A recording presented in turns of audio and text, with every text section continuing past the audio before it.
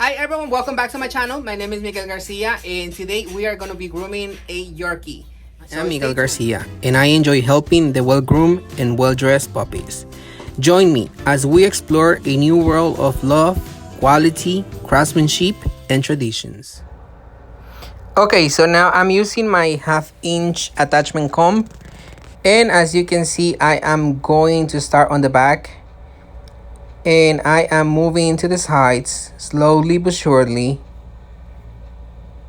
I am doing slow motions, like like I'm not trying to go like super fast, but I'm giving like small short strokes, but like I'm making sure that I don't have to go through a lot of the redoing per se on the same spot, or like going back and forth on the same spot.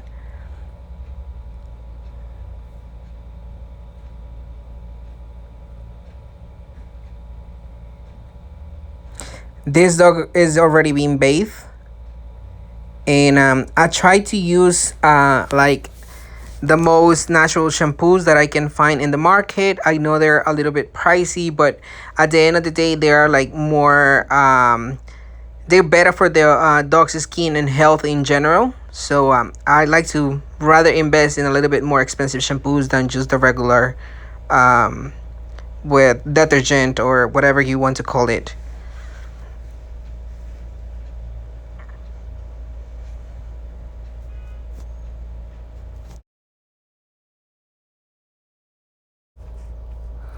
I'm doing the back, and now I'm gonna move to the chest, or the bottom of the belly, or the rib box, whatever you want to call it. So I'm making sure that I'm going before I move to the next part. Well, I'm just trying to even that out. Now I'm doing the back leg, and giving like the confirmation to the other side, so I can go and even it out. Believe it or not, if you go on a different direction while you are doing the sides, it can leave marks with of the machine or things like that. So that's why I like to go like around, so kind of like giving the same confirmation, or the same strokes, or the same pressure on the one side and another. So just to kind of like even it out. So now I'm fixing my puppy, and I'm going towards the neck. You have to make sure that you are holding the head of your dog, not putting a lot of pressure, but yet you have to be firm. Otherwise, like if you're using, right now I'm using the machine, but if you're using scissors, you can definitely harm the dog with the scissors. I'm going with the same attachment on the head, on the back of the head, and as you can see, I'm moving towards the same, kind of like creating the same level on the all the top part of the body. Like I said before, it can leave marks if you go like with a different direction on the movement.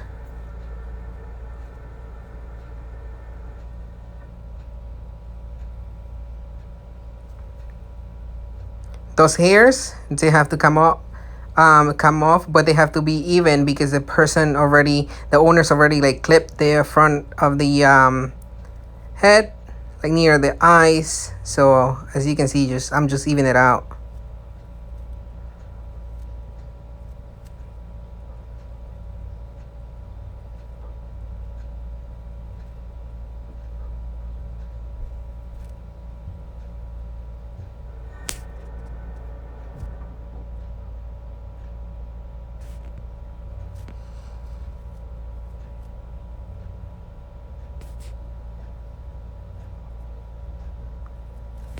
In the internal part, this is a pet trim, so you don't have to worry about any like specific or like super fancy haircut. So you can go like backwards on the internal part of the legs if you want to save time, and like if you want to like get over the stress with the puppy. Yeah, because obviously, no matter how fast you do it, some dogs get like super stressed at the groomers.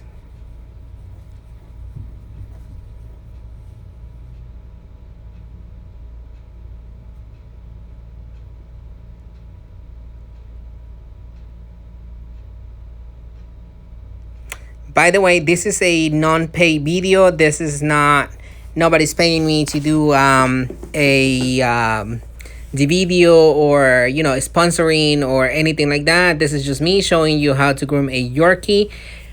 This can help you save some money right now that we are like just getting over the quarantine, and also in the future, between the groomers appointments, you can just trim it, or groom it yourself if you want to save some money.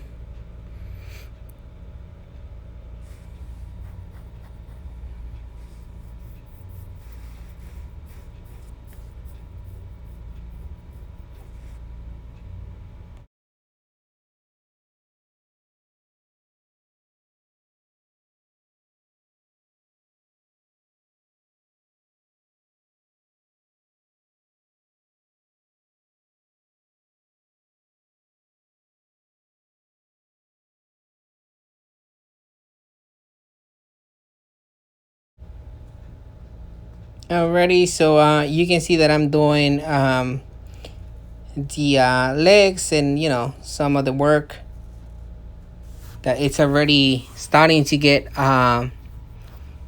its form, and it's starting to look cute again. Know that I'm using my left hand on the doggy's snout. I'm not putting pressure, I'm just holding it, so the dog basically can feel his head guide, so they know what to do. And now I'm using the regular scissors or shears and the straight comb. There you go. I have to remove like if there's always some mats or nuts left, no matter how many times you brush it. So you have to make sure that you're brushing and constantly checking, there's not any nuts or any skin irritation. This is the perfect time to make sure that you check for any fleas or ticks or anything else. And you can just inform later on to your client, or inform your client later on, so they can do any prevention, or anything that they're going to do. Keep using the scissors, or shears, whatever you call it. I think shears is the right name for them.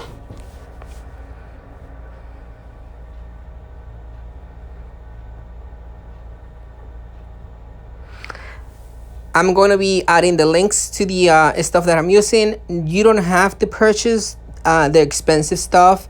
I believe, yes, there's quality difference in between the really fancy ones and the regular ones.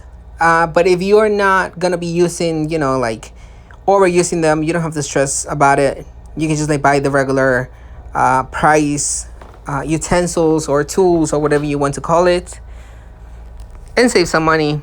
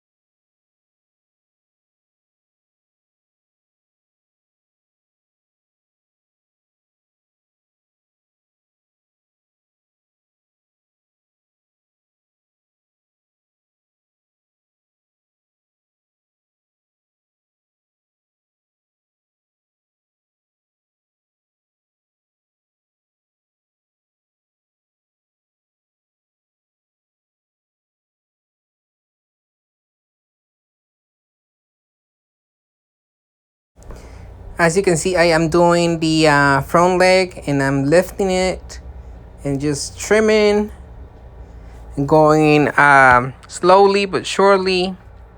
You can see the pup is behaving very well, and I'm taking advantage of that, enjoying the grooming. It's always very satisfying when you can make a difference or a change in a dog's life, because you're not just gonna make them look good, but you actually making them feel good. I think that's the best part of my job that I love the most. And I'm saying that's the best part because everything else, yes, involves scissors and training and all of that, but making your dog or your client feel, love and trusting you, making sure that the dog trusts you, is just amazing. And here we go. I'm going to be doing the ears. We're gonna be doing the face and everything else. Make sure you are combing through when when you're grooming. Make sure that you are evening the back of the head to make it look round. Oops, there's some a little knot left. It's very funny because you have to be, when you're taking your dog to the groomer, which is another subject that I'm going to be talking about in a different video. When you're taking your dog to the groomer, don't expect your groomer to detangle your dog. Yes, it's the groomer's job to cut your dog's hair and to make them look nice, but if you're letting your groomer pull your dog's hair because it's matted, because you're not doing your job for whatever reason, they're always gonna be afraid of the groomer, no matter what. No matter how good is your groomer, if you don't have your dog in the grooming routine, and you don't groom them yourself, or you are not part of the grooming routine, it really can be stressful. And here you go. Making sure there's not mats or knots. Don't forget to subscribe to my channel and give me the thumbs up if you are enjoying the video. Also, if you have any questions or you have any concerns about this grooming or any other groomings, and if you want to suggest any other groomings or part of reviews, please let me know in the comments. I will be reading, and definitely I will be getting back to you. Here we go.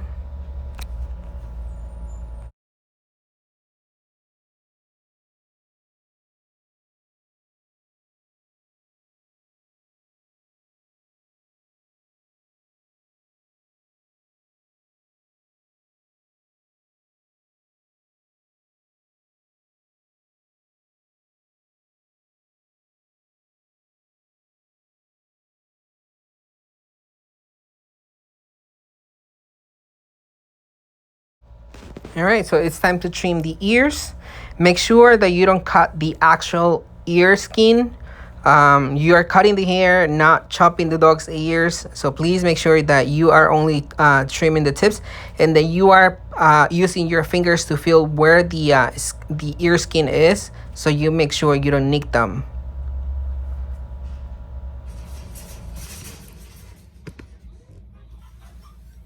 Okay, so we are done, and this is how he ended up looking. Don't forget to subscribe to my channel and give me the thumbs up if you like this video, and share. Remember that this is very important for myself, so keep creating content, and I'll see you next time.